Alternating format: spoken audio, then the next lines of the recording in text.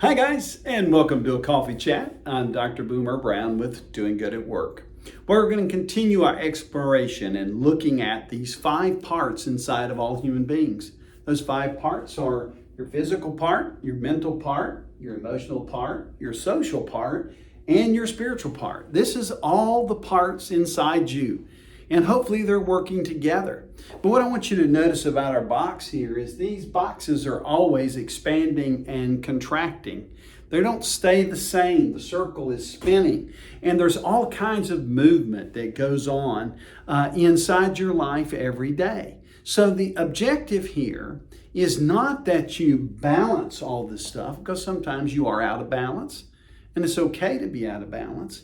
The important part is to learn how to find the rhythm of your life. The better lives we live are lives that we live in rhythm in what is happening inside us and what is happening around us. So the social part, which we're going to focus on today, is all about relationships. Relationships. What type of social person are you? Now, this is any relationship that you're in. Family relationship, spouse, significant other, your children, your siblings, your mom and dad, your co-workers, people that you know in organizations that you involve yourself in. These social relationships, seeing people at the grocery store, at Starbucks, you're having social encounters all the time.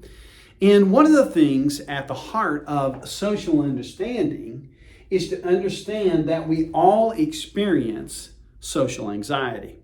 Now, social anxiety has lots of different definitions, but today I want to give you a simple visual, a way for you to remember what social anxiety is, and then a way for you to begin to process this, because we all experience social anxiety no matter what relationships they're in. Part of social anxiety, one, we use this left hand, is that everybody wants to succeed.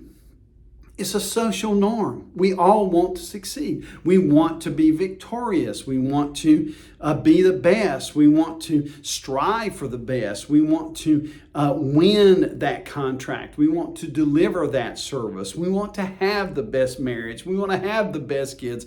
All of this desire inside of us from the social standpoint that we want to succeed. Well, alongside wanting to succeed comes this other social idea. No one wants to fail. No one wants to be last. No one wants to do poorly. No one wants to be labeled as a failure. So when you get these two things working inside you in the social area, whether you're in a relationship at home, at work, whenever you start getting those two things rubbing together, want to succeed, don't want to fail. When that starts rubbing, there starts to be friction. And that friction is what we call social anxiety. We feel it.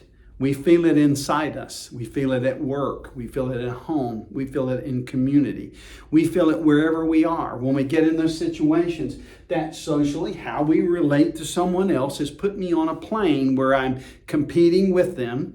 Maybe I have to beat them out or whatever it is, and I feel that friction. I don't want to fail. And what can happen inside you is you can start feeling all of these feelings that come up in your emotions. You can start thinking different kinds of things, and it can undermine the social relationships. So some people are not very social because they're worried about failing. Some people are not very social because they want desperately to win.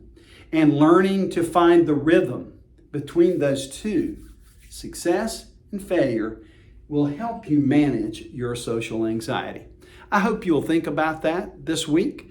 If we can help you process some of that, sometimes it's being able to sit down, draw a T-chart, put what you're feeling on this side, what you should be feeling on that side, and helping you from a mental health perspective, a cognitive behavioral type approach, to be able to help you process the desire to succeed versus the desire to fail.